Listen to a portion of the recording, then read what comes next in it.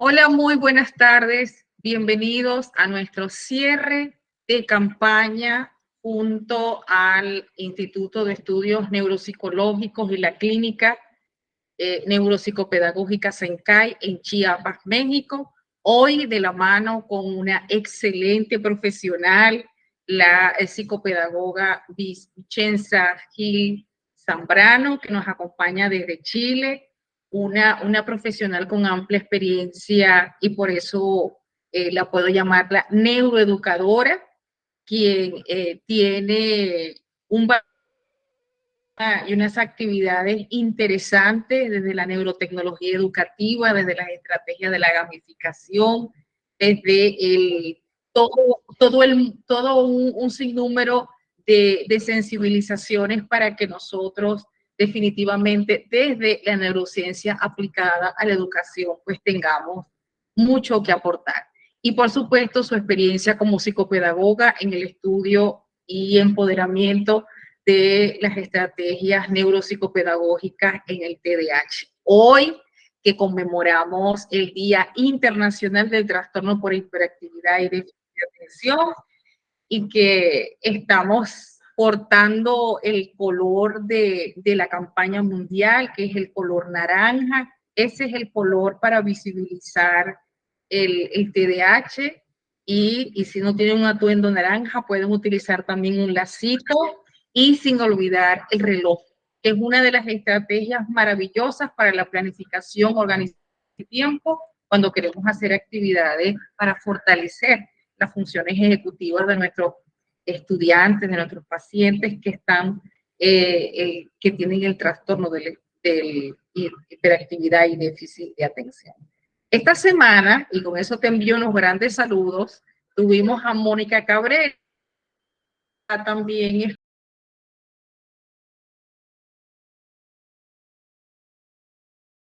Es un maravilloso placer estar contigo porque nuestras conversaciones son tertulias maravillosas, significativas y donde las personas se llevan una gran información y más aún cuando vamos a hablar de TDAH y estrategias, que para nosotras en la experiencia académica, todo el mundo nos pregunta cómo pueden aplicar estrategias, qué hacer, cómo detectarlos en el aula a los niños con TDAH. Y una pregunta que me hicieron hoy, por cierto, en clase, que cuántos niños deberíamos tener en el aula mínimo que tengan o no tengan TDAH, ¿no? Y yo le respondí que, bueno, yo no soy educadora, yo no puedo decidir cuántos niños en el aula podemos tener, pero sí llama la reflexión de que un comentario como ese cierra la puerta a la inclusión educativa y no tiene tolerancia a la neurodiversidad, porque ya estamos colocando una fórmula matemática para decidir quién ingresa y quién no está en nuestras aulas de clase. Así que eso es una...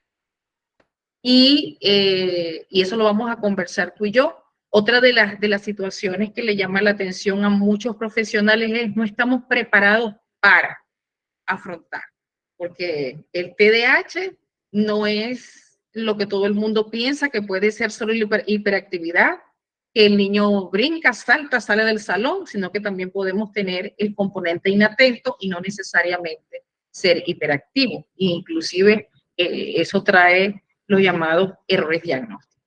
Así que bueno, estas pantallas son tuyas para que iniciemos, Vicenza. Muchas gracias. Sé que estás un poco quebrantada de salud, pero yo sé que te vas a mejorar.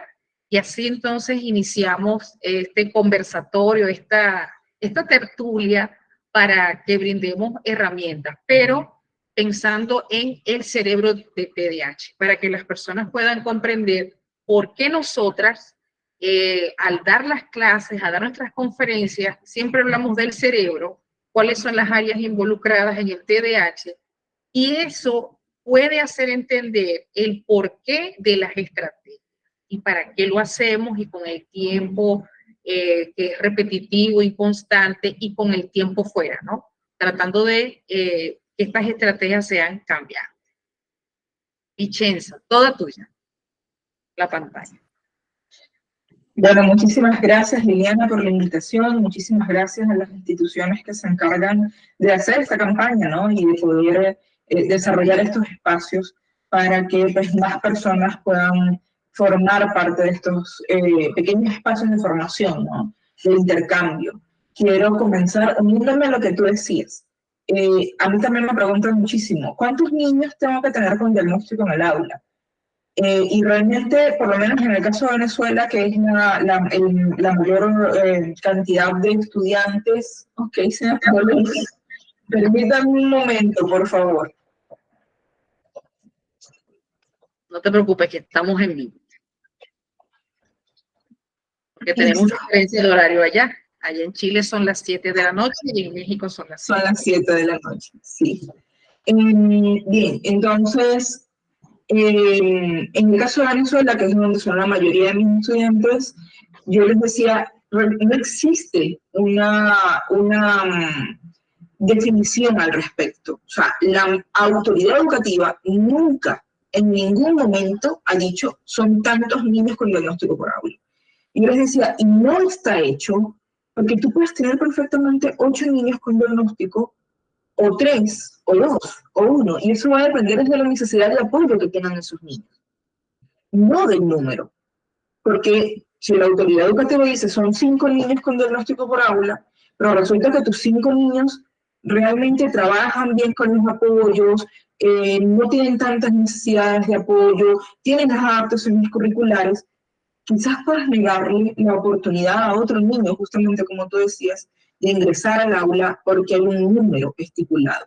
Y justamente porque no hay un número estipulado y porque debemos trabajar en función de la inclusión, es que todo queda en función de, por supuesto, siempre las necesidades de apoyo de los estudiantes y, por supuesto, la capacidad que tenga el docente, ¿no? Pero realmente es una pregunta que hace mucho y la respuesta a eso es que justamente no hay. Y no hay porque no podemos limitar a un número de estudiantes sin tener el conocimiento de qué tantos apoyos necesitan y delimitar aún más el ingreso de otro estudiante al aula.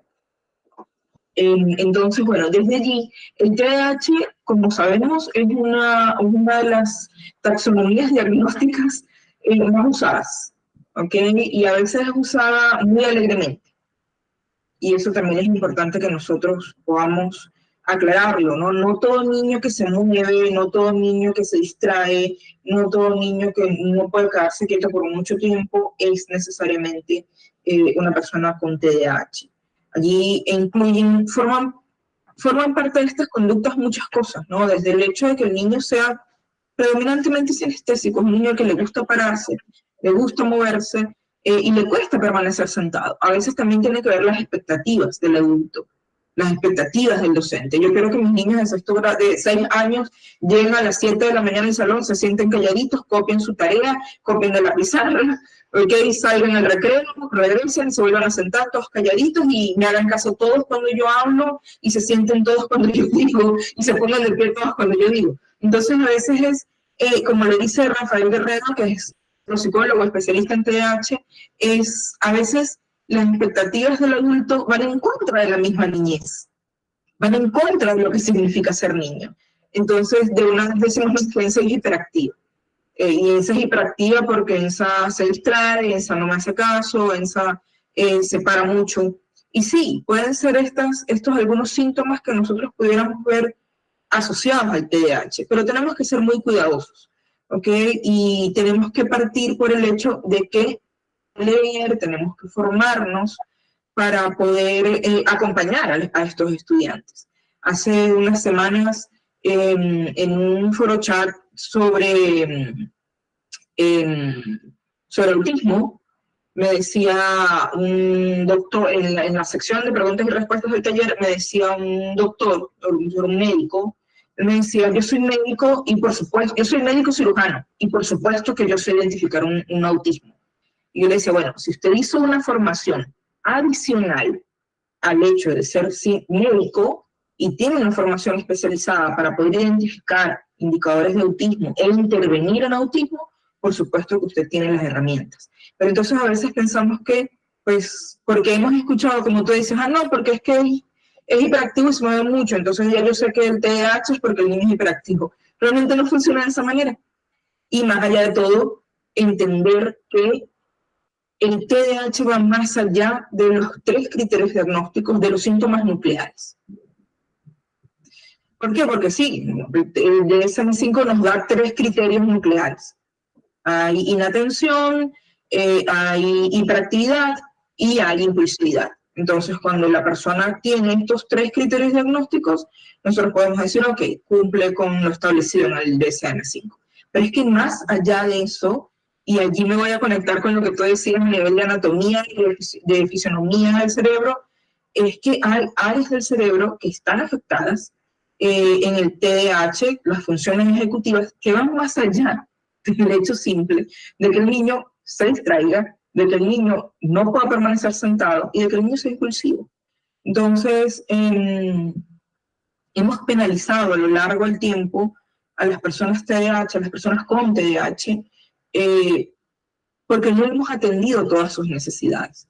Y allí me encantaría que tú, por ejemplo, nos pudieras acompañar en esto de identificar las áreas del cerebro que están afectadas. Sabemos que es el lóbulo frontal, pero más allá de eso, pues tenemos afectaciones en la memoria, tenemos afectaciones en la atención, tenemos también afectaciones en la percepción por las fallas atencionales. Entonces hay un montón de cosas que quizás tú pudieras aquí ayudarnos a vislumbrar mejor para poder continuar con nuestra conversación. Claro, por supuesto que sí. Vamos a iniciar con la concepción neurobiológica de TDAH para que las personas que nos escuchen puedan entender, porque he hecho varias entregas y ya con esta ya toca la concepción de la neurobiología y la genética. Me dicen, por ejemplo, si preguntan, ¿el TDAH es hereditario? ¿Qué es? ¿Cómo se transmite? Y yo les digo, la respuesta es sí. El TDAH es hereditario, no sigue las leyes de Mendel, no tiene un carácter dominante o recesivo, es hereditario como etiología multifactorial, porque hay varios factores, tanto genéticos como ambientales. Por tanto, cuando hablo de factores ambientales y nos referimos a madres que, por ejemplo, tuvieron un embarazo con anemia, con enfermedades crónicas, con un periparto donde podemos tener un niño con un doble circular de cordón, donde puede haber sufrimiento fetal. Esos son elementos medioambientales, entre otras condiciones que los niños puedan tener, hasta la intoxicación por plomo. Cuando hablamos de lo genético, ya las publicaciones científicas desde hace mucho tiempo y se están confirmando por el proyecto Genoma y por técnicas en genética molecular avanzada, que nos están indicando la cantidad de genes que están implicados en la aparición del TDAH y además estudios en gemelos, familias y personas en adopción nos están diciendo que la heredabilidad ya alcanza hasta el 85 al 88%. ¿Esto qué traduce? Que no es raro que tengamos en nuestra consulta, tus estudiantes, un niño con TDAH, una niña con un TDA, y no pensar que hay un componente familiar, que hay una mamá que puede tener TDAH, que hay un papá con TDAH, que puede haber un primo con TDAH, o que estas personas tengan los signos nucleares y no tener el diagnóstico, porque nos hemos encontrado con eso. Que cuando hacemos en la entrevista, el asesoramiento, tú por la parte psicopedagógica y yo por la parte clínica, que hacemos las preguntas similares, las mamás nos responden, pero es que mi esposo es así, el papá de mi hijo tiene esa conducta, es violento, ermitaño, intolerante a la frustración, cuando le enseñamos lo que es la intolerancia a la frustración. Y nos encontramos entonces con una persona con signos nucleares del trastorno sin diagnóstico y que llegó a la etapa adulta sin diagnóstico.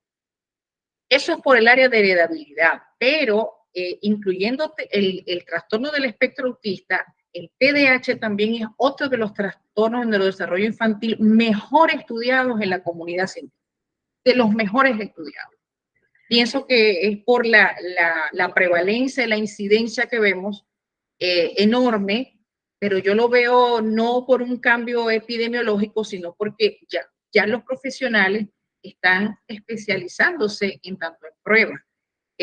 Ya hablar de TDAH no es un término desconocido, porque inclusive hasta los docentes etiquetan a las personas sin diagnóstico, ¿no? Como el autismo, que ya el autismo para mí tampoco es un gran desconocido, porque antes decían, no sabemos la etiología. Yo, probablemente sí, es multifactorial, pero ya tenemos etiología genética, por tanto es heredable. Entonces, ya por allí tenemos un componente de que el cerebro ya tiene condiciones genéticas para su aparición. ¿Qué pasa con esos genes cuando mutan, cuando cambian, cuando no cumplen la función que deben cumplir, por ejemplo? Y allí viene la estructura del eje neuroquímico del TDAH, que a mí me gusta mucho, porque eso explica el área comportamental. Y yo te voy dando las áreas para que entonces nosotros vayamos incluyendo las estrategias.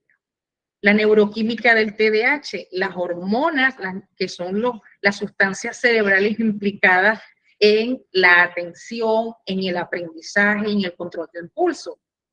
Hay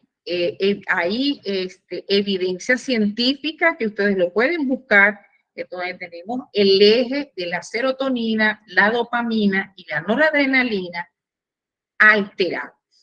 ¿Y qué significa esto? Que la dopamina, la serotonina y la noradrenalina tienen que ver con el aprendizaje, la memoria, el control de impulsos, la planificación. Entonces, si yo tengo un problema de dopamina, tengo un problema de atención, tengo un problema de poder centrar y focalizar. Si tengo un problema de serotonina, entonces ahí vienen los cambios de humor, la frustración, la falta de control de los impulsos, y eso es lo que va explicando lo que nosotros vemos en nuestros niños, ¿no? Que inclusive, Isa, las personas dicen, a los niños no se les puede medicar, pero si yo te estoy explicando que hay realmente una patología neuroquímica, pues evidentemente el medicamento me tiene que regular el centro del control de impulso, me tiene que regular la captación de serotonina cerebral. Solo no lo vamos a poder hacer y tampoco con psicoterapia. Por eso, al tener la explicación neuroquímica, está la explicación farmacológica. Aunque no a todos, pero ¿cómo lo regulamos? Sobre todo al que tiene el efecto combinado. Ahí te dejo la primera. Otro de los aspectos a estudiar es el correlato neuroanatómico con respecto al TDAH, que por cierto es muy parecido al autismo. De allí mis afirmaciones constantes de que tenemos pacientes TDAH con autismo. ¿Por qué? Porque ellos comparten algunas alteraciones cerebrales y comparten sintomatología clínica. Ahora, no estamos hablando de que el TDAH tiene movimientos repetitivos y estereotipados, pero tiene una falta de control en los movimientos. Eso es un signo nuclear importante. Lo otro es que ellos que ASTEA como TDAH también tienen problemas con la atención y tienen que ver con los mismos centros cerebrales. ¿Cómo se magnifica esto desde el punto de vista de las neurociencias y la neuroimagen a través de resonancias magnéticas especializadas? Las áreas que están afectadas que hemos observado es el lóbulo frontal, lóbulo temporal, inclusive, además del temporal, tenemos el área del cerebelar, y esto tiene una explicación en el correlato, porque no es que estamos observando malformaciones en esas áreas, no anatómicamente, pero sí en los circuitos neuronales, lo que a mí me encanta cuando tú dices el cableado neuronal. Hay problemas evidentes a nivel de los circuitos neuronales, hay menor densidad, por tanto, menor conectividad y las sinapsis no se observan como un niño típico. Entonces, si yo tengo esta poca mielinización, cuando no hay esa arborización esperada en el lóbulo frontal, allí está el asentamiento de las funciones ejecutivas. Entonces, si yo voy a trabajar con un niño, las funciones ejecutivas, tengo que trabajar pensando en que aunque tenga TDAH o aunque tenga autismo, la neuroplasticidad está. No va a ser tan rápida como un niño típico, pero lo vamos a tener. Por eso, se habla de que los programas de intervención no pueden durar 4 semanas. Los programas de intervención tienen que durar de 3 hasta 6 meses y inclusive un poco más, evaluando mes a mes qué ha podido lograr esta persona por neuroplasticidad. Así sea un cerebro de un niño neurodivergente y no típico. ¿Qué pasa en el cerebelo? Esto, además del control de impulso, el cerebelo también tiene que ver con el aprendizaje y el movimiento motriz fino y motriz grueso. Los niños TDAH tienen un grave problema motriz, desde el movimiento del cuerpo, que inclusive no son movimientos esperados en lo normal, son movimientos anormales, porque los vemos sentados en la silla y los movimientos y las contorsiones de todo el tiempo estar así, no es como un niño que dice, estoy aburrido, me quiero ir y ya. Son movimientos que llaman poderosamente la atención y una fuerza descomunal. Tiene la capacidad de aventarse contra los objetos, de subir árboles, de trepar, y a veces no sabemos ni cómo lo hacen. Es más o menos eso. Entonces, dando esta breve explicación desde el punto de vista de las neurociencias, nuestro papel contigo sería que si tenemos estas alteraciones del control de los impulsos, de una disfunción ejecutiva, de atención, de memoria, y esto tiene que estar concatenado con las estrategias, pero conociendo el cerebro, lo hemos dicho en muchas de nuestras clases. Un docente que no conozca un cerebro típico difícilmente va a saber manejar un niño con un cerebro que no es típico. Si yo no conozco las bases del aprendizaje, difícilmente voy a sentar estrategias oportunas, porque tus estrategias son maravillosas cuando tú las aplicas, porque yo veo cómo la noradrenalina se despega en tus estudiantes cuando tú dices, vamos a gamificar, les tengo esta estrategia. Y por supuesto, no son niños nuestros estudiantes, son adultos, le despertamos esa curiosidad, y ahí viene la dopamina, motivación y curiosidad. Entonces, el docente tiene que saber que sus estrategias tienen que impactar positivamente en el cerebro, que la motivación va de mano del aprendizaje, que el movimiento va de mano del aprendizaje. Así que un niño que se mueve constantemente es un niño que tenemos que aprovechar, porque estos son, digamos, los neuromitos en TDAH. Siempre apuntamos a que el niño se porta mal, no hace caso, hay que expulsarlo, lo tengo con informe y medicado si no está en la escuela, pero no le damos la vuelta al trastorno y poder entonces extraer de ellos lo que me les favorece. Inclusive ellos tienen una alteración en el lenguaje, ellos tienen una verborragia y una verborrea increíble, hablan demasiado, no tienen coherencia, pero si nosotros le damos estrategias desde el punto de vista del discurso, del liderazgo en equipo, imagínate, declamar, estamos haciendo un cambio muy bueno. Y te dejo a ti lo de las funciones ejecutivas. Y es que fíjate todo lo que venimos diciendo, ¿no? Y algo que yo siempre he planteado en mis talleres, en mis clases cuando hablo de TDAH, es que el mayor sufrimiento en el TDAH es emocional. ¿Por qué? Porque en este que yo vengo mucho y en este que a mí la profesora está hablando y ya me aburrí de tanto, la profesora tiene 5 minutos hablando y ya yo me fastidié y por mi cabeza pasaron 25 cosas. Entonces cuando la profesora se dio cuenta que yo estaba mirando para el pecho, ¡ah, usted, Vicenza! ¿De qué estaba hablando yo? Entonces se queda así, ¡ah! Y uno mira para el lado así como, ¡ayúdenme! Entonces, ¿cuándo no? Usted siempre distraído. Entonces, este tema, aquí vamos otra vez con el tema, es que mi esposo automatizó Sí, automatizó el sistema de electricidad de la casa y como yo soy bajita, los que me conocen en físico saben que yo soy de baja estatura. Entonces el sensor de movimiento, ahí viste, levanté los brazos y el sensor de movimiento me captó. Me van a disculpar, pero creo que dentro de otro rato se va a volver a apagar y yo levantaré mi mano para que se encienda. Entonces, este tema de la laceración emocional, de que en la escuela la maestra me regaña, en la escuela mis compañeras me regañan, en la casa mi mamá me regaña, tiene mucho que ver con esto de no comprender qué es lo que pasa en el cerebro. Y tú justamente lo decías, tenemos alteraciones químicas en el cerebro, tenemos además afectaciones en la construcción de redes neuronales. Si nosotros tenemos una afectación en la química cerebral, va a haber entonces afectación en la creación de redes neuronales asociados a esos momentos en donde esa química cerebral está alterando mi proceso.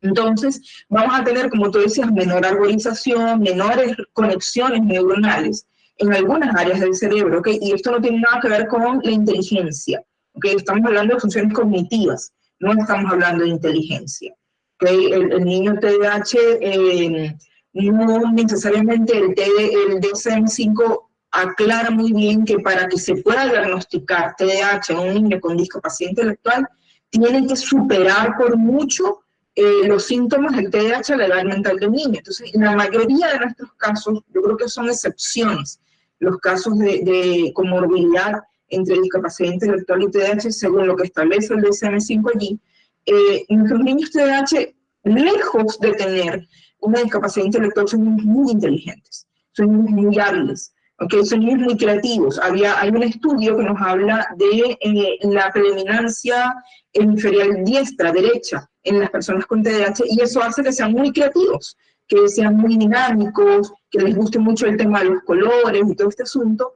Y como decías tú, Liliana, perdemos cuando nos enfocamos solo en las debilidades. Entonces yo me enfoco en el hecho de que ENSA no termina la tarea, yo me enfoco en el hecho de que ENSA no toma todo el dictado, yo me enfoco en el hecho de que ENSA pelea, llora y patalea en la cantina porque no quiere hacer la fila, ¿ok?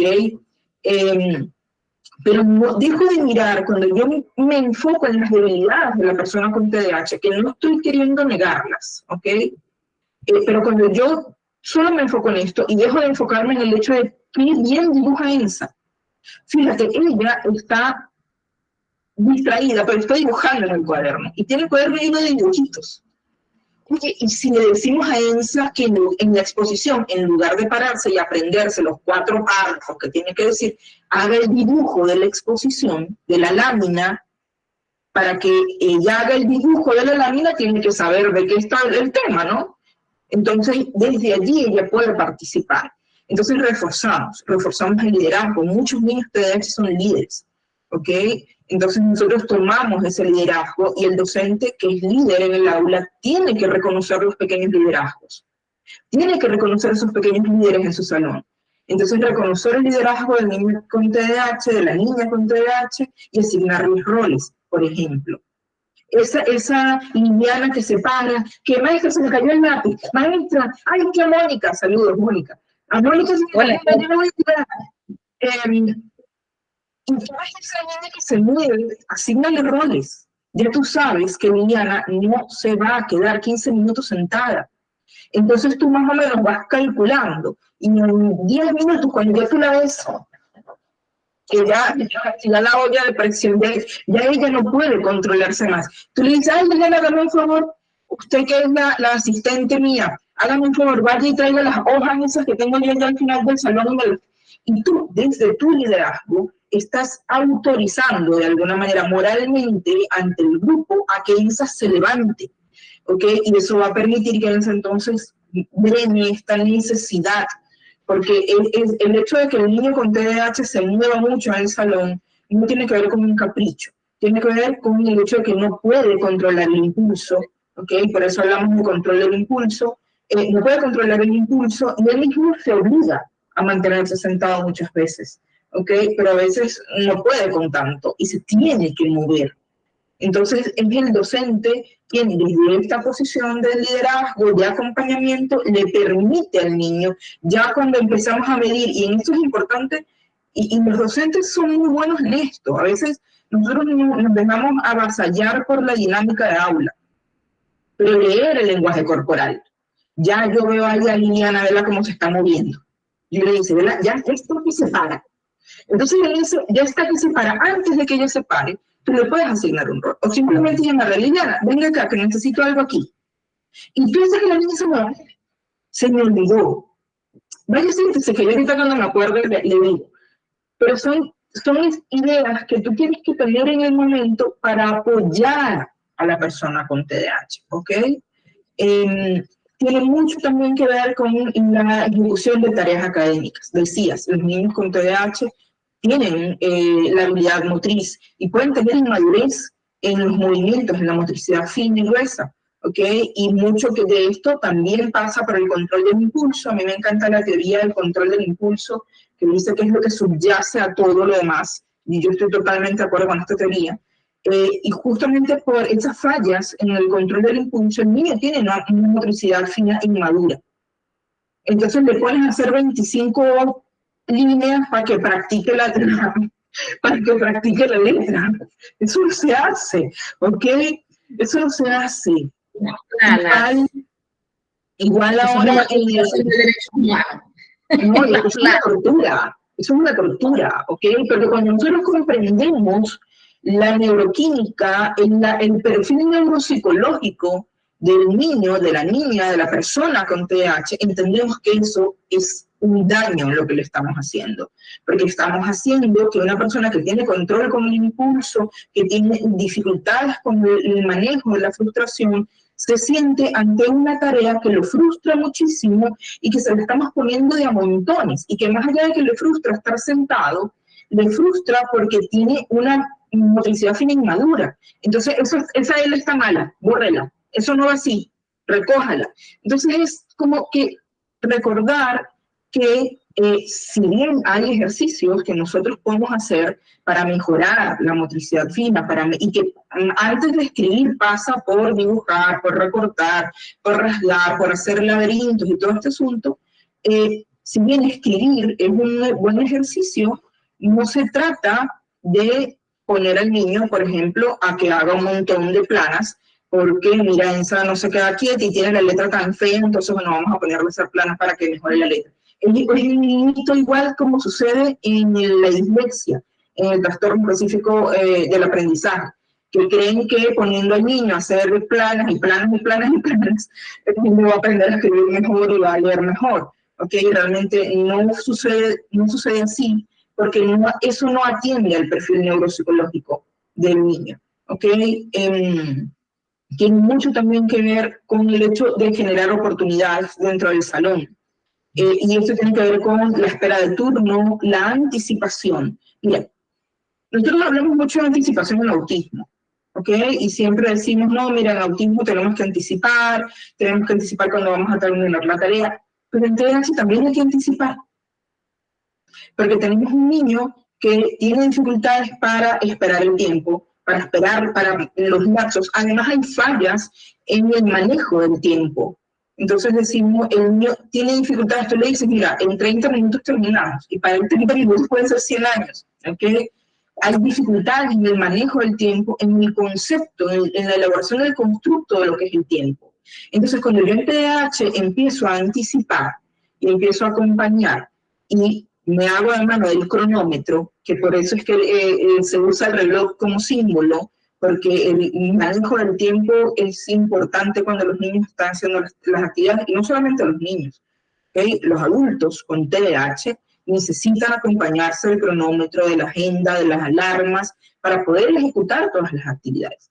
Entonces, la técnica Pomodoro, por ejemplo, es algo que usamos muchísimo. Son 25 minutos. Y es curioso, yo creo que la técnica Pomodoro se creó antes de que la neurociencia nos dijera esto, pero el creador de la técnica Pomodoro no estaba tan lejos. Y es que los lapsos atencionales, la curva atencional, sube y baja de forma natural. Todos nosotros aquí que estamos interesados en lo que estamos diciendo, nos hemos distraído en algún momento. Todos. Hemos pensado en algo, tengo que hacer la cena, tengo que hacer el almuerzo mañana. Ay, ¿qué está haciendo mi hija? O, ay, me acordé de que comenzó tal serie. Todos. Y no es que no estén interesados, es que la curva atencional por naturaleza va a bajar y va a bajar cada cierto tiempo. En general, nosotros podemos sostener la atención con esas pequeñas curvas por un lapso de 30 minutos. ¿Qué nos dice la técnica Pomodoro? Trabajemos 25. ¿Para qué trabajamos 25? Para poder terminar antes de la caída de la curva atencional. Y que la persona se quede con la sensación de que no me fui, ¿ok? Lo terminé, lo hice. Descansamos un periodo de 5 minutos, ¿ok? Y luego volvemos a sentarnos por 25 minutos. Yo he tenido casos donde el descanso no es de 5 minutos, sino de 10. Si las actividades son muy frustrantes, si al niño le cuesta mucho mantenerse y requiere de muchos apoyos, no tienes 10 minutos para que descanses, para que tomes agua. ¿Qué no hacemos en esos 10 minutos? No tomamos el celular, no encendemos la televisión, no jugamos videojuegos, nada que nos enganche y nos saque de la actividad. ¿Qué sí hacemos? Podemos tomar una merienda, podemos jugar un ratito con el perro, con el gato, podemos ir a tomar agua, podemos ir al baño, podemos ir a saludar al hermano y preguntarle qué está haciendo, y luego volvemos a trabajar. ¿Okay? Entonces, esto de entender cómo funciona el cerebro de la persona con TDAH es bien importante. Y que puede ser difícil, porque para un docente que tiene 36 estudiantes, y de esos 36, 6 requieren apoyo, más las necesidades de los otros 30, puede llegar a ser difícil esto de autogestionar la emoción, ¿no? Porque los docentes son personas, igual sentimos frustración, igual hay días en que nos levantamos como el nene, hoy no quiero ir a la escuela, después me acuerdo que yo soy la maestra y se me pasa, entonces tiene que ir a la escuela, hay días que el maestro no quiere ir, hay días que el maestro deja algún problema en la casa y eso es mentira, lo que nos decían, a mí me decían cuando trabajaba hace tiempo en un lugar, no voy a decir el nombre, ustedes tienen que dejar sus problemas en la puerta del trabajo. Cuando ustedes entran, sus problemas se quedaron afuera. Y yo decía, imposible. O sea, si mi mamá está enferma, eso es mentira que yo voy a dejar el recuerdo de que mi mamá está enferma, lo voy a dejar en la puerta y me voy a quedar adentro. Eso no va a pasar. Igual pasa con los docentes. Entonces, todo esto de autogestión de la emoción, hay algo que yo digo mucho, y que yo digo mucho como mamá, y que como mamá me funciona, y por eso lo digo, hay un mantra y es, esto no es personal. Él no se levantó hoy con la misión de hacerme la vida de cuadritos. Él no está haciendo esto a propósito. Este es su cerebro. Estas son sus funciones. Esa es la forma en la que su cerebro le permite actuar y soy yo, el adulto maduro, ¿ok? Que tiene su lóbulo frontal totalmente maduro, quien tiene que sentarse de heterorregular, a acompañar, ¿ok?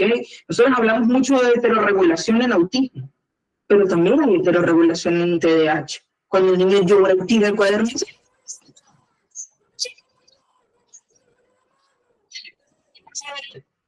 entonces tú, decirle, mira, si yo sé que está largo, vamos a ver cómo hacemos, lo regañas. Y yo siempre le digo, pongamos esa situación, cambiamos los niños y pongamos adultos. ¿Qué pasa si yo estoy en mi trabajo y yo digo, ¿saben qué? Esto es demasiado trabajo, yo no puedo con todo esto, y me paro y digo, no puedo, y rompo en llanto. Se van a parar mis compañeras a gritarme y decir,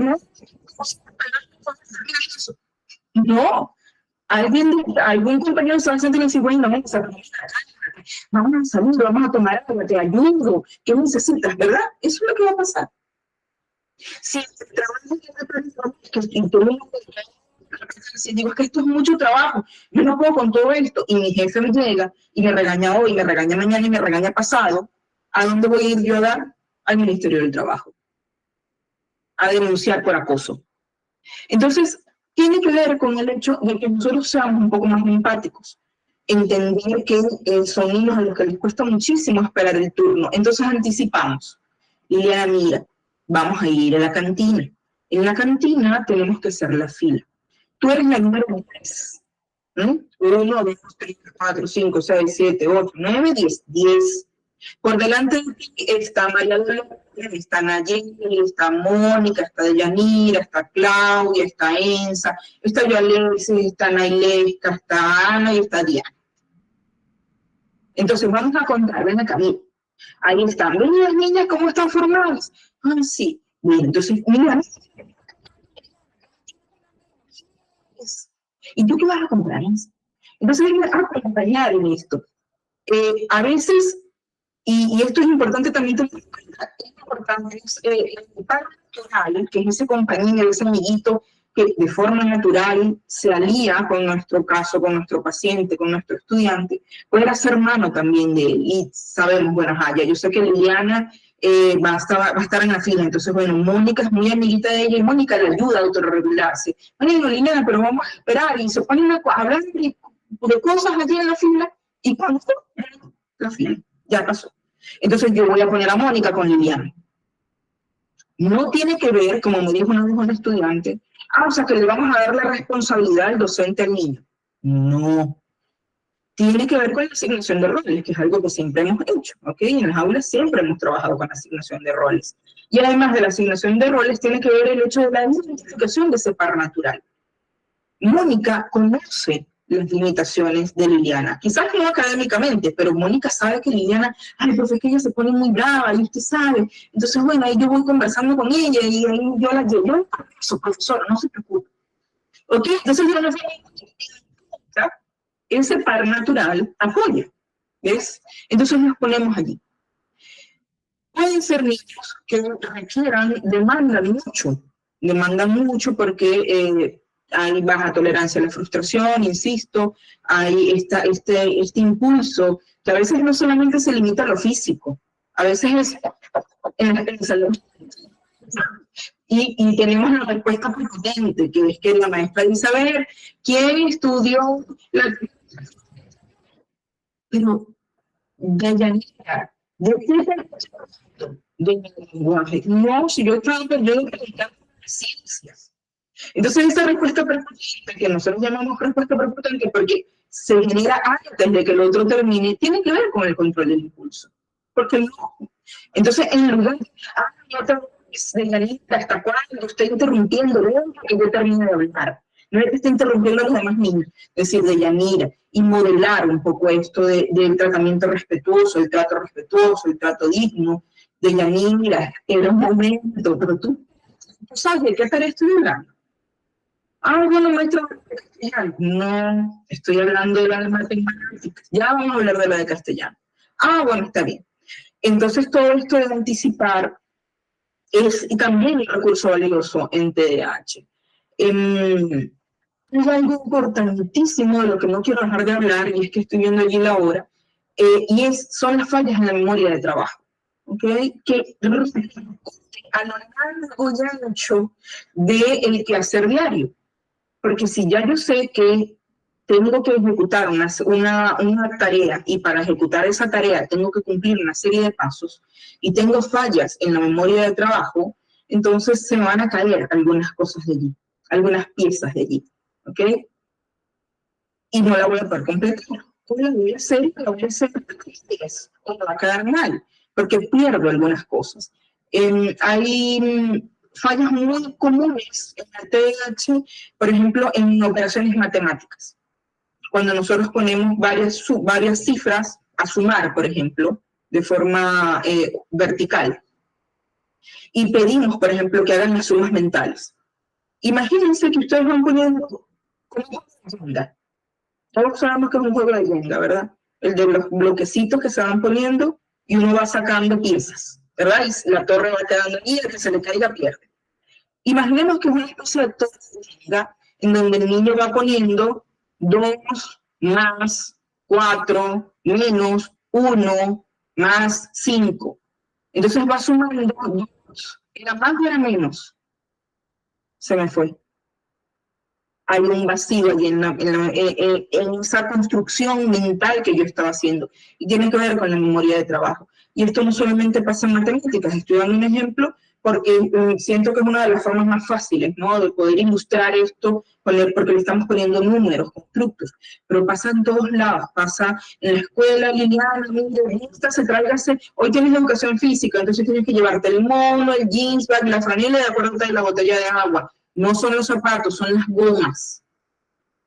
Y cuando fuimos a ver, jugando, se fue, entonces mamá, ¿qué los zapatos, verdad? No, Liliana, que no hacen los zapatos, que son las gomas. Ah, bueno, ya voy. Entonces allí perdimos 10 minutos recordándole a Liliana que no son los zapatos, sino las gomas. Y tiene que ver con estas fallas en la memoria de trabajo. Y eso no es intencional. Y yo sé que puede ser muy frustrante. Si hay algo que es desgastante, es ser, por ejemplo, mamá de un niño con TDAH, especialmente cuando tenemos niños con un TDAH moderado, grave, ¿ok? Puede llegar a ser muy desgastante y por eso también las familias necesitan apoyo. Y ahí es cuando yo me pliego un poco siempre con lo que dice Liliana, que las familias necesitan apoyo, se necesitan redes de apoyo, ¿ok? Y el psicopedagogo, el docente, el terapeuta ocupacional son parte de la red de apoyo de la familia. Porque esa mamá necesita sentirse acompañada. Esa mamá necesita no sentirse juzgada. Yo tenía que ella me decía, Elsa, es que si yo quiero salir a las 9 de la mañana, yo tengo que parar a las 6. Porque yo tengo que revisar todo y a mi hija le toma una hora vestirse. Y entonces ella va bien, y cuando yo voy a ver, está jugando con el gato, y cuando le regreso, ven acá, vístete, ponte esto, ponte aquello. Y llega a ser complejo. Entonces, las redes de apoyo, los especialistas forman parte de las redes de apoyo en el TDAH, para el niño, para su familia y para el docente, porque el docente también necesita redes de apoyo. Entonces, ¿qué otra cosa podemos utilizar? Que es muy frecuente en autismo también, todo lo que son las estructuras. Hacer las estructuras. Nosotros decimos, bueno, en autismo trabajamos con agenda. En TDAH también trabajamos con agenda. Entonces, si ya yo sé que Elsa en la mañana tiene que levantarse, cepillarse los dientes, ponerse el uniforme, tomarse la avena y armar el morral, nosotros podemos hacer una estructura básica con las imágenes, ¿okay? A mí me gusta mucho trabajar con imágenes. Podemos colocar la palabra de nuevo, pero trabajamos palabra e imagen, ¿ok? Porque es más fácil identificar la imagen, ¿ok? Y ya allí vamos teniendo la estructura. Y esto es algo que podemos llevar a la escuela perfectamente. Entonces, hoy en la mañana tenemos esta es la estructura del lunes, por ejemplo. ¿Qué necesitamos cuando comenzamos a escribir? ¿Qué necesitamos? Vamos a comenzar la clase de lenguaje. ¿Qué necesitamos? Entonces nosotros podemos hacer una lámina de la primera, sacar el cuaderno, porque podemos hacer sacar el cuaderno, ¿ok? Tenemos que ser bastante específicos. Sacar el cuaderno de lenguaje, ¿ok? Vamos a sacar la cartuchera. ¿Quién tiene la cartuchera? Hay que sacar una cartuchera. Bien. Cada quien saca entonces su cartuchera. Es ir, además de todo, haciendo más dinámica la clase. Porque la persona con TDAH se aburre muy fácilmente. Y hemos venido hablando de diversificar y de reestructurar las formas en las que se educa. Y nuestra generación de niños, con o sin TDAH, son mucho más dinámicas de lo que fueron las generaciones de niños de hace 20 años, de hace 10 años. ¿Ok? Entonces, eso es bien importante, poder dinamizar las clases. A mí particularmente me gusta mucho trabajar con aprendizaje basado en juegos digitales, me gusta muchísimo trabajar con gamificación, porque es además introducir elementos que los niños ya saben. En estos días en la web vi un artículo de una profesora que decía, nuestros niños ya llegan sabiendo a la escuela. El papel ahora de la escuela es enseñarles desde el lápiz y el papel. Entonces, tomar estos elementos para hacer más dinámica la clase, recordar que son niños a los que les cuesta esperar el turno, que necesitan anticipación, que necesitan acompañamiento en el reloj, con el cronómetro. No un acoso, no un acoso. Rafael Guerrero decía que en una oportunidad un papá de uno de sus pacientes se quejaban en la consulta porque si es que mi esposa tiene como 60 alarmas al día, no puedo con tanto. Y bueno, iba tratando un poco de darle estructura a su hijo, ponía alarmas, pero bueno, decimos en mi pueblo ni tan calvo ni con dos pelucas, ¿no? O sea, ir estructurando, a veces tenemos alarmas, pero tampoco es que vamos a ponernos una alarma para cada cosa del día, si realmente podemos hacerlo sin las alarmas. Pero efectivamente el niño TDAH, el niño con TDAH requiere apoyo. Los exámenes son valiosísimos, los apoyos con el tiempo, ¿ok? Las hojas para que el niño pueda hacer borradores. Si yo sé que a Liliana le cuesta, por ejemplo, organizar en el espacio las operaciones matemáticas, que fíjense que tienen que ver justamente con la organización que forma parte del perfil neuropsicológico del TDAH, el poder organizar elementos visuales, ¿ok? La organización del tiempo, la organización del espacio. Si yo sé que le cuesta, yo le voy a ofrecer una hoja para que ella haga en borrador las sumas, ¿ok? Y allí borre todo lo que va a ofrecer, como todo lo que digo, pueda transcribir en una hoja, que es la hoja que va a entregar. Liliana, si va a hacer esto, va a necesitar un poquito más de tiempo, ¿no? Porque no es lo mismo Mónica, que escribe directamente en la hoja, a Deyanira, que tiene que resolver en la hoja, borrar y luego transcribir. Entonces, Deyanira va a necesitar más tiempo, Liliana va a necesitar más tiempo.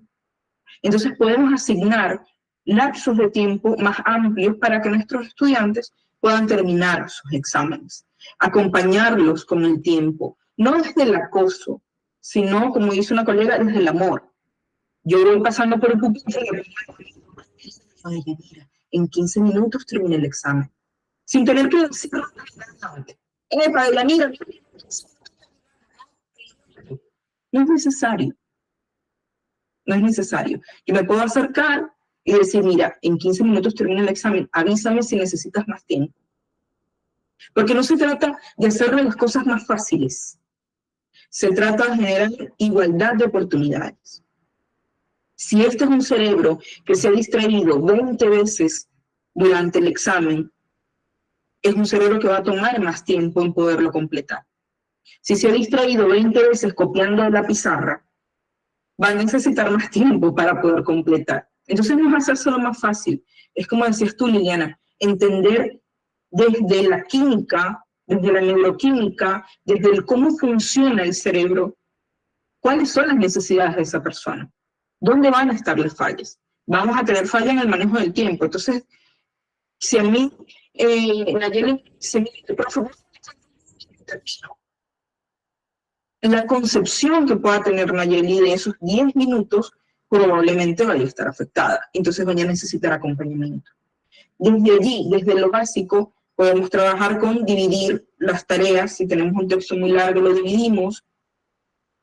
Narrar cuentos, permitirle al estudiante desde lo oral en lugar desde lo escrito, por ejemplo. Y siempre partir desde las habilidades, que es lo que nos dice Liliana ahora. Perdemos porque nos enfocamos en las debilidades y perdemos esa oportunidad de encontrarnos con las maravillas de esa otra persona. Porque, tengo un estudiante TDAH. Entonces, enfocarnos que puede ser exigente y enfoquémonos en cuáles son las cosas que tiene para aportar Deyanira, cuáles son las cosas que tiene para aportar Claudia a la clase. Y recordar que hay grandes estrellas del cine, grandes estrellas de la música, grandes estrellas del deporte, que son personas con TDAH y llegaron a donde llegaron porque tienen una visión distinta, porque pueden ver las cosas de una manera distinta y nos pueden ofrecer a nosotros, al mundo en general, las cosas desde una visión diferente. Y eso nos divierte. Y como decía una activista por el autismo, cuando vemos a esas personas en la pantalla nos parecen divertidas, pero esas personas también están en nuestro día a día. Entonces tenemos que dejar de mirar las dificultades para empezar a ver esas fortalezas. Mira, Viche, hay algo que a mí me gusta, cómo tú lo explicas, porque cuando hablamos de déficit de atención, ellos tienen el déficit de atención, pero buscan siempre la atención. Y el término del hiperfoco. El hiperfoco. Sí. A mí me gusta cómo tú lo explicas. Y eso, conocer el hiperfoco también ayuda a aplicar estrategias en el aula. Cuéntanos qué es el hiperfoco. Por supuesto, el hiperfoco es sorprendente porque hay muchas mamás que me dicen, ay, sí, él se distrae, pero no le pongas tú unos dinosaurios, no le pongas tú unos carros de Fórmula 1 para que veas cómo pasa todo el día jugando. Y tiene que ver con el hiperfoco, tiene que ver con ese tema que les interesa mucho, que es algo que compartimos en autismo, ¿no? ¿Ok? El hiperfoco, los niños, las personas TDAH, las personas con TDAH, si bien se pueden distraer y se van a distraer muchísimo, cuando encuentran un tema de interés que les de repente les apasiona una cosa, se van a quedar allí y se van a hiperenfocar, van a pasar mucho tiempo, no van a pensar incluso, o sea, van a dejar de pensar en otras cosas y se van a quedar solo justamente como le dice el nombre, el hiperfoco. Y cuando yo me encuentro con ese hiperfoco, me estoy encontrando con una caja de Pandora, me estoy encontrando además de todo con una caja de recursos enormes. Si ya yo sé que a mi estudiante, y esto es algo que yo cuento, lo conté hace poco en un taller, y es que tenía un estudiante TDAH, el típico estudiante en el liceo, que era bonachón, echaba chistes, interrumpía la clase, y era el típico estudiante con mala nota. En una oportunidad yo tenía que hacer una actividad de lenguaje, ellos tenían que hacer una actividad de literatura y tenían que leer un libro específico. Yo dije, ¿saben qué? No, vamos a la biblioteca y cada quien escoge un libro. Fuimos a la biblioteca y cuando íbamos a entrar, él me dijo, maestra, profesora, a mí no me gusta leer, a mí los libros no me gustan. Y yo le dije, bueno, ok, entiendo, dale la oportunidad, aquí hay cientos de libros, tiene que haber alguno que te guste. Dale la oportunidad, entra y revísalos. Era una actividad de literatura, teníamos que trabajar con figuras literarias. Él se apareció con un libro de la historia de Pompeya. Me dijo, ¿puedo leer esto? Y le digo, sí, usted, para identificar, para saber si ese libro es lírica, tiene que saber qué es la lírica. Entonces, a mí me sirve porque tienes que igual estudiarte las figuras literarias. Úsalo. El muchacho incluso me dijo, restaurado, porque al libro se le habían faltado unas hojas y él lo arregló. Él se presentó con una maqueta de Pompeya, porque tenían que hacer una exposición libre, a creatividad libre, cada quien, hubo unas que hicieron unas entrevistas, como si estuvieran entrevistando al autor y todo este asunto, y él hizo una maqueta de Pompeya, y las casas de Pompeya tenían los frescos, Liliana, dibujados. Él se tomó el trabajo de hacerle los frescos a las casas de Pompeya. Y el Vesubio inundaba, o sea, el Vesubio hacía erupción, inundaba toda Pompeya y todo el asunto. Y él explicó todo esto, y por supuesto, un libro de historia universal no había figuras literarias, ¿no?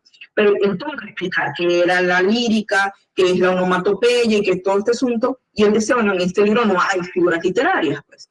Pero ellos tenían además de todo que explicar de qué trataba el libro. Y ese niño, yo perdí contacto con él. Pero ese niño fue arquitecto. Ese niño fue y tenía 13 años. Entonces, allí yo encontré un hiperfoco. A él no le gusta, a él le aburre 100 años de soledad. Digo, no, aquí no, yo no me leí 100 años de soledad, lo intenté, no pude, lo admito. Hay gente a la que le aburre, yo sí, lo siento, me disculpan, pero esa es la verdad. No a todo el mundo le gusta la literatura, pero yo encontré allí una fortaleza. Y ese niño en mi trabajo, en mis materias se le va bien, pero fue porque yo encontré el hiperfoco. Y encontré eso en lo que él se enfocaba, en donde a veces hay que decirle, o sea, yo sé qué tal, o sea, pero mira dónde estamos. Entonces tiene que ver también con el reconocer ese tema, el momento en que se hiperenfoca, el tema que le genera ese hiperfoco para poder desde allí tomar recursos. Y yo estoy muy de acuerdo contigo porque muchas veces le digo a los estudiantes de posgrado que cómo se les ocurre en el pleno siglo XXI, si tenemos millennial y centennial, ya seguir con el cuento de los 3 cochinitos, ¿no? Eso es algo que no tiene sentido, porque eso hace más de 50 años, pero nuestros estudiantes, cuando tú les pones los 3 cochinitos, o sea, dejan la clase y se van, nos dejan hablando solas allí. Y ahí viene la adaptación del docente a los tiempos actuales. Nosotros no podemos hablar de la reestructuración, reestructurar la práctica educativa. No, porque perdemos el hiperfoco realmente. Pero si nosotros nos acercamos a los estudiantes y le hablamos de Aquaman, le hablamos del Hombre Araña, le hablamos de los personajes de CDC, o sea, le hablamos de la cartelera, de lo que a ellos les encantan, los videojuegos, nosotros ganamos más del 50% del camino en cuanto a la atención. Porque siempre les digo en las conferencias, y tú me has escuchado, la atención no se exige, la atención se gana. Se conquista, claro, la atención se conquista. Debe ganarse, no es porque yo soy una autoridad, porque llego al salón de clase, porque yo te puedo aplazar la materia, porque tengo derecho a maltratarte, no, estamos hablando de una relación de poder equilibrado, porque sí, yo tengo una autoridad académica, pero bajo el respeto, ¿no? Y interesarme por lo que le gusta al estudiante de hoy, cuando ellos nacieron con las computadoras y con las plataformas digitales y con el internet, y que ellos agarran el teléfono en clase y pueden buscar el Google y buscar lo que estamos hablando, saben más que nosotros. ¿Sí? Entonces, no, eso es hablando, ¿no? Es sorprendente, a mí me dejan sorprenderme. Yo ayer hablaba con el director del CSR y le decía, no deja de sorprenderme el nivel, y me voy a disculpar con esto, el nivel de analfabetismo digital de los docentes. Sí, eso es grave. No deja de sorprenderme. Sí. O sea, los docentes tienen que alfabetizarse a nivel digital. O sea, es una cosa sorprendente. Y tienen que usar las herramientas digitales en el aula. ¿Le vas a quitar el celular a un muchacho de 16 años? No se lo vas a quitar. Úsalo como recurso para el salón. Además de todo, nosotros estamos en un momento en el que el teléfono, más que un lujo, es una necesidad. Todos necesitamos un teléfono, ¿no? Todos necesitamos un teléfono. Entonces, toca por reestructurar, y reestructurar desde la cultura de nuestros estudiantes. Y es así. Ahora que estás tocando las pantallas digitales, ese boom de las pantallas que vemos, yo veo como, bueno, nos están echando el trabajo hacia atrás, ¿no? Porque cuando hay un mal uso de las pantallas digitales, vemos las consecuencias que estamos observando en el niño, ¿no? Y yo siempre, nosotras estamos trabajando con la neurotecnología, tratando de que la persona o que tenga herramientas para trabajar la tecnología educativa, y nos encontramos entonces con mamás y papás que por quitarse de encima a los niños, porque molestan, porque están ocupados, porque yo quiero ver mi Instagram, porque estoy haciendo una llamada telefónica, y más cuando tenemos niños con TEA y con TDAH, entonces yo le doy la pantalla. Y allí yo me quito ese problema. Y es lo que estamos viendo de los efectos negativos al cerebro de la pantalla. Y no en el caso del TDAH se exacerba con el abuso de pantallas. Entonces ese cerebro que ya estaba así, ahora va a estar así. ¿Ok? No estoy diciendo que le quitemos la pantalla, sino que hagamos un uso adecuado, responsable y dirigido de la pantalla. ¿Ok? Pero voy más por allí. Si tenemos un espacio para jugar, mira, aquí están estos juegos que yo te descargué, y ya yo sé qué juegos van a jugar, y además de todo son juegos con un fin, con un objetivo, ¿ok? Quiero estimular el lenguaje, quiero que practique aquí inglés, este es un juego de rompecabezas, entonces bueno, él va a jugar y va a hacer rompecabezas. Hay juegos que también son juegos comunes, pero que son de estrategia. Entonces, bueno, quiero que entre un poco el pensamiento estratégico, y le voy a permitir jugar, pero te voy a permitir jugar por tanto tiempo. Y aquí tienes una alarma, y aquí tienes un cronómetro para que veas cómo va pasando el tiempo. Y cuando la alarma suene, probablemente va a llorar, va a batallar, va a todo este asunto. Sí, yo sé que te gusta, yo sé que quieres más, pero ya se acabó el tiempo. ¿Ok? Ahora vamos a colorear, ahora vamos a jugar con el rompecabezas. Y es tener también, además de todo, una gran cantidad de recursos, porque eso también es cierto. Tenemos que idearnos juegos, tener cosas que podamos ofrecer, y también los tiempos de aburrimiento. El niño se tiene que aburrir. para que desde ese aburrimiento surjan ideas y desde ese aburrimiento pueda jugar con elementos muy básicos en donde él, desde su imaginación, desde su creatividad y desde el poder focalizar la atención en un objeto, entonces va a entrenar sus funciones ejecutivas. Sí, en eso estamos de acuerdo. Además que un niño TDAH, un adolescente TDAH, no debería inclusive estar con videojuegos que tengan violencia implícita y explícita. Porque así como TEA son literales, ellos también quieren experimentar qué se siente observando un videojuego con alto contenido violento, uso de armas y uso del lenguaje inadecuado, ¿no? Que también no, y que puede también potenciar la impulsividad. Potencia la impulsividad que ya de por sí puede ser alta dependiendo del diagnóstico.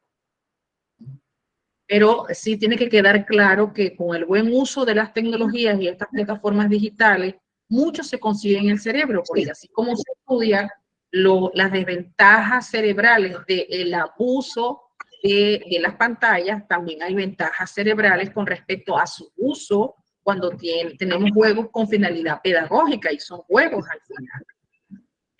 Bueno, ya estamos un poco pasados del tiempo, pero bueno, no podemos hacer nada porque a mí me encanta conversar contigo, nosotros tenemos mucho que decir y el tiempo siempre es corto. Vamos a aprovechar este momento. Yo les dije que por el chat podían dejar sus preguntas y sus inquietudes, pero si quieren hacer algún comentario, ahorita que estamos en el cierre, es viable, es factible. O pueden abrir el micrófono y preguntar a la profesora Vicenza, o los leo por el chat. Y así aprovecho para que Mónica, entonces ya que está en pantalla, ya se una a nosotras, ya estamos las tres, para entonces ya ir acercándonos al cierre. Si no hay preguntas, si no hay inquietudes y todo quedó sumamente claro, yo espero también que las personas que nos vayan a escuchar en diferido, en la grabación de nuestro canal YouTube y nuestras plataformas, pues disfruten la tarde del día de hoy, la noche en otras partes de Latinoamérica, porque realmente he hecho junto al INC y a la Clínica Senkai una hermosa y significativa campaña trayendo a las mujeres que son mis mayores afectos. La profesora Vicenza, como amiga, compañera, colega en este trabajo de las neurociencias aplicadas a la educación, y a nuestra alumna, exalumna Mónica, que se ha formado con nosotros y que ha iniciado con nosotros esta campaña, y que además nos ha acompañado con el vestuario para que nosotras podamos visibilizar ese color. Porque, y lo digo así con una sonrisa, porque cada vez que alguien habla de TDAH, si no se pone las manos en la cabeza y pone la cara seria, entonces no está hablando de TDAH. Y hoy queremos sensibilizar a las personas de que cada vez rechaza a un niño que le llama la atención en público, que lo ridiculiza, lo estigmatiza, está fracturando el autoestima de esa persona. Y tenga por seguro que este niño no va a llorar, este adolescente no se va a sentir mal y no se lo va a demostrar, sino que lo que va a hacer es el efecto contrario, va a tener conductas más disruptivas, más violentas, y se va a dar al odio. Si usted lo odia, entonces se van a dar al odio. ¿Por qué? Porque ellos siempre son el espíritu de la contradicción. Y recuerde que en TDAH también hay comórbidos psiquiátricos, así que no juguemos con fuego. Podemos tener ya preadolescentes, adolescentes que ya pueden estar sufriendo trastorno limítrofe de la personalidad, como comórbido y no como causa, porque eso es uno de los criterios diagnósticos del TDAH, que su presencia no se explica por la causa de trastornos mentales, pero sí hay comorbilidades psiquiátricas que coinciden con TDAH. Entonces podemos tener un trastorno limítrofe de la personalidad.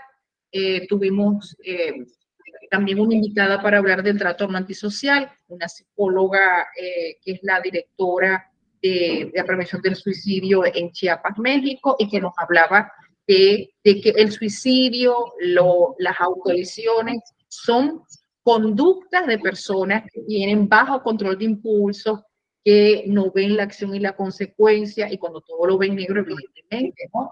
Podemos tener el trastorno de personalidad narcisista, violencia, consumo de drogas, de alcohol, y lamentándolo mucho, el adulto TDAH no es un adulto que termina la escolarización, no todos tienen una carrera, no todos tienen trabajo y son personas que son codependientes de familiares, ¿no? Un aspecto importante es, y que lo hablamos con Mónica, es la intervención familiar, porque lamentándolo mucho, las familias pueden hacer un reforzamiento negativo a estas conductas cuando no lo sabemos tratar. Y si en la familia tenemos personas que tienen trastornos de conducta, de personalidad, evidentemente el pronóstico va a ser desfavorable. Pero que sea por lo menos en la escuela, en su espacio de confort, un espacio seguro, donde esta persona con TDAH tenga la confianza de un maestro que le brinde apoyo, que sea un maestro consciente y responsable para las adecuaciones curriculares que tanto la profesora Vicenza habla, que a mí me fascinan las clases cuando ella no solamente te dice cómo hacer la adecuación curricular, sino el porqué y el impacto de la adecuación curricular con recuerdo a lectura. Entonces, ya con estas palabras yo me despido y les paso, le cedo la palabra a la profesora Vicenza y a Mónica para hacer el cierre de la campaña del TDAH 2023 y en ese CENCAR. Bueno, yo llegué un poquito tarde, pero llegué. Venía corriendo de mi trabajo, pero aquí estoy. Tengo internet, que la semana pasada no tuve. Esta semana el internet y la luz y todo ha estado a mi favor. Y sí, hoy, como yo digo, no debe ser solamente hoy, 13 de julio, que se hable del TDAH. No debe ser un solo día, una sola vez al mes, un solo momento. O sea, debe ser todo el tiempo, todos los días, sensibilizar, documentar, apoyar a ese docente. Como bien lo dijo la doctora Liliana y la licenciada Vicenza, mis dos profes a quienes admiro, valga la cuña, y las palabras de reconocimiento. Debemos hacer una alianza con ese docente, no solo trabajar con el padre, sino trabajar padres, especialistas y docentes. ¿Por qué? Porque cuando el niño no está en la escuela, está con los padres. Cuando no está con los padres, está en la escuela o recibiendo la debida atención. Y hay otra realidad muy certera también que ocurre en muchos de los casos. Los papás se resisten por diversas razones, factores, a llevar al niño con los especialistas que realmente requiere. Que porque es muy costoso, porque no tengo tiempo, porque tengo que trabajar. Entonces el niño queda, digamos que, con el colegio y la ayuda que le puedan dar en el hogar. Entonces, por ello es importante. Yo aplaudo a los colegios que cuentan con psicopedagogos porque es un elemento importante, vital y fundamental. Sé de instituciones educativas que no lo cuentan y eso hace el trabajo quizás un poco más cuesta arriba. Y le toca entonces al docente tratar de buscar la ayuda por sus propios medios. Pero sí hay que seguir sensibilizando, educando, formando y dejar a un lado las etiquetas, las estigmas, el bullying hacia el niño, porque a veces los mismos docentes son quienes generan y propagan el bullying dentro de los salones de clase al etiquetar, al juzgar, al rechazar, al aislar al niño. Porque como bien dijo la profesora al inicio, ¿verdad? Nos enfocamos en lo que no hace y no en lo que el niño hace. Vamos a lo negativo y no vemos qué podemos lograr en él, qué habilidades tiene, en qué destrezas yo me puedo apoyar para estimularlo y ayudarlo a que esa dificultad se convierta en una fortaleza, a que esa debilidad avance, mejore su pronóstico y cada día se vea más fortalecida y el niño avanza en cuanto a su proceso de aprendizaje. Como bien lo dije en la ponencia anterior, el día en el que nos reunimos, es importante ver el canal de aprendizaje del niño, potenciar sus habilidades y formar a ese docente. Por ello, estos espacios yo los aplaudo y los celebro, y cuando hay docentes, más todavía. Gracias, Mónica. Bueno, Vicenza, para cerrar contigo, que yo sé que tienes que irte porque ya tienes un congreso ahorita en pocos minutos, para que te despidas de nosotros.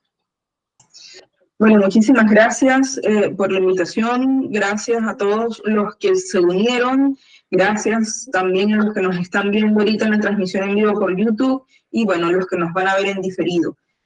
Coincido con Mónica, no tenemos que esperar el 13 de julio para hablar de TDAH. Tenemos que hablar de TDAH todos los días, tenemos que hablar de autismo todos los días, tenemos que hablar de dislexia todos los días.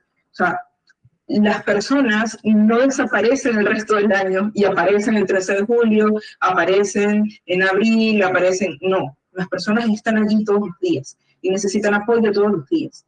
Mi recomendación, y con esto quiero cerrar, estudiemos neuropsicología de los trastornos del neurodesarrollo.